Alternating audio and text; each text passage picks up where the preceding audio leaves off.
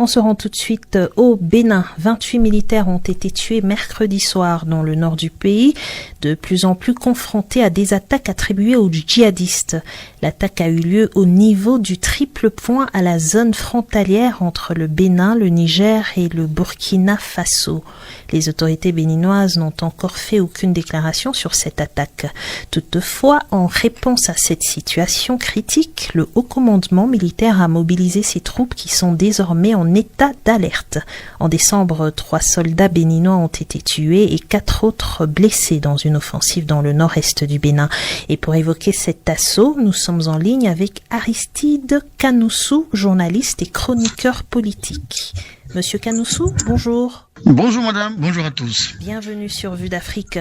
Alors, le Bénin, longtemps considéré comme relativement épargné par les violences terroristes, contrairement à ses voisins, le Burkina Faso, le Mali, le Niger, fait désormais face à une recrudescence d'attaques. On se souvient des événements tels que l'attaque de Borga en décembre 2021, celle du parc de la Pendjari en juin 2024 ou encore celle du Nord-Est en décembre 2024 et maintenant cette dernière. Selon vous, le pays devient-il une cible de plus en plus fréquente pour ces groupes armés? Pourquoi? D'abord, je m'incline devant la mémoire de ces vaillants soldats qui n'ont pas péri, mais qui ont plutôt vaincu la peur de la mort pour la patrie qui est le Bénin. Il est évident que les groupes armés terroristes, notamment du Sahel, cherchent à étendre leur zone d'influence vers le sud. Et le Bénin, vous le savez, qui est un pays côtier, devient donc la cible. Surtout que l'offensive dans les pays de l'Alliance des États du Sahel est de plus en plus stricte et méthodique. Et donc, vous avez constaté aussi que la densité de la végétation dans ces points, dites zones de 3 frontières que vous avez énumérées tantôt, est une grande couverture et un grand intérêt pour les terroristes. Vous avez dû suivre aussi le 20 décembre dernier, le chef de l'État, le président Patrice Talon, l'a fait savoir lors de son discours sur l'état de la nation, en disant que malgré nos efforts, nos forces de défense et de sécurité sont de plus en plus éprouvées. Donc oui, le Bénin est au cœur désormais de cette lutte-là. Alors, plusieurs hauts gradés ont reconnu que cette attaque représente une très lourde perte pour le dispositif Mirador qui n'a jamais subi un tel revers depuis son déploiement dans le Nord. Est-ce dû à une faille dans le dispositif de riposte antiterroriste ou est-ce plutôt lié à un manque de collaboration avec les pays voisins pour sécuriser cette zone frontalière ? Pour ma part, il ne s'agit pas d'une faille dans le dispositif de riposte, même si le colonel Faïzou Gomina a appelé les sous-officiers supérieurs et les officiers à avoir la poigne pour commander et organiser leurs hommes sur le terrain, ce qui tacitement sous-entend qu'il a manqué un peu de rigueur dans les commandements sur le terrain. Mais en réalité, c'est l'un des points le mieux gardés de l'opération Mirador.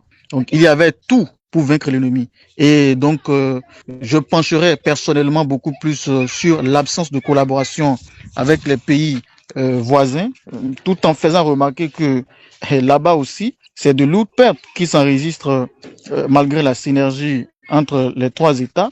Et cela ne veut pas dire non plus qu'ils ont perdu le contrôle. Donc c'est ce que je pense à ce niveau-là. Et vous l'avez dit tout à l'heure, le chef d'état-major de la garde nationale a lancé un appel au sursaut et au courage à ses compagnons d'armes.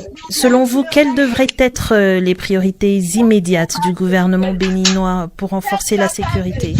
Bon, la chance que nous avons désormais au pays, c'est que nous avons un chef d'État très opérationnel qui se casse en deux pour trouver la solution, même si il ne parle pas beaucoup. Il pose des actes forts dans ce domaine-là, qui sont des actes de haute importance. D'abord, le vendredi 27 décembre, il a tenu une rencontre d'échange avec les dignitaires et représentants de diverses couches de la communauté Peul pour clarifier des points d'ombre en matière de collaboration avec les forces de défense et de sécurité pour qu'ensemble, de façon collective, on puisse débusquer l'ennemi.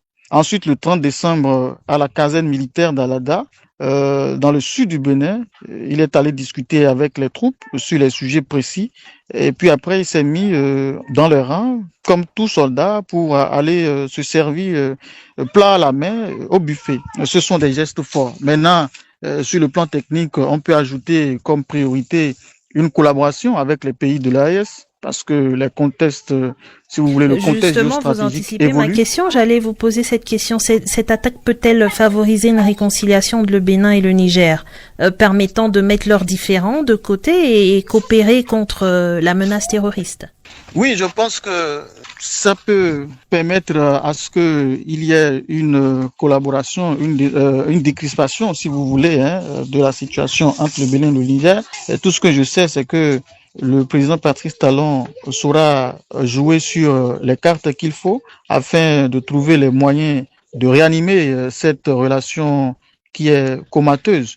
Et ensuite, il faudra aussi, si vous voulez, former les officiers et les sous-officiers, ou du moins renforcer leur capacité de commandement, parce que tel que le colonel a dit, c'est que il a manqué un peu de technique à ce niveau-là, et donc il va falloir que on puisse les réarmer davantage, et pourquoi pas prioriser la communication, surtout avec les communautés locales, dans la prévention et l'alerte. Donc, si on a pu suivre ça malgré le dispositif, ça veut dire que on doit encore renforcer et repositionner les sentinelles. Et donc, je pense que c'est à ça que se résume aujourd'hui ce qui doit se faire sur le terrain, que ce soit la relation qu'on doit prioriser entre le Bénin et les États de l'AES, et en même temps les efforts que nous devons fournir à l'interne.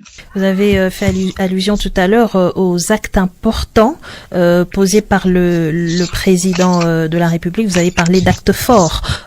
Pensez-vous que la gestion de cette crise pourrait influencer le choix des Béninois lors de la présidentielle de 2026? Je pense que partout au monde, les crises de fin de mandat ont toujours influencé les élections d'après, c'est-à-dire les élections qui viennent juste après, parce que les dernières grandes erreurs ou les grandes faiblesses de fin de mandat submergent tous les grands efforts qui ont été faits du début jusqu'à ce tenté du mandat. Mais je pense que vous avez constaté avec moi que l'Afrique a une population de plus en plus mûre et que elle ne se fait plus manipuler à des fins électoralistes. Et donc, c'est vrai que la rigueur de Patrice Talon est un atout pour cette lutte contre le terrorisme, seulement qu'il doit tenir compte des flexibilités stratégiques que demandent les situations, mais aussi être regardant sur toutes les autres formes d'ennemis qui sont contre l'Afrique ou le Bénin. Donc, le peuple béninois en 2026 va trancher,